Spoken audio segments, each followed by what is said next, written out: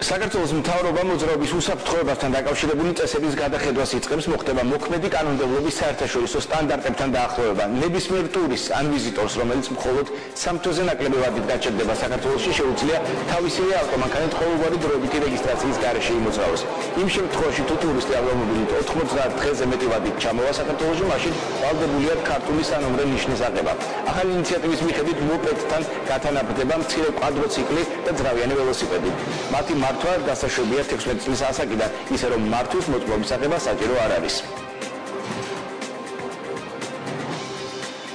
მოძრაობის უსაფრთხოების ინტერესებიდან გამომდინარე, ცალკეულ შემთხვევებში ჩვენ ვახდენთ ასაკის გადახედვას, კერძოდ ავტობუსების მართვაზე, სადაც ადგილების რაოდენობა 16 ადგილს აღემატება, მართვის მოწმობა ნაცვლად 21 წლის ასაკისა გაიცემა 24 წლის ასაკიდან, ხოლო მიკროავტობუსების მართვაზე კი მართვის მოწმობა გაიცემა 21 წლის ასაკიდან.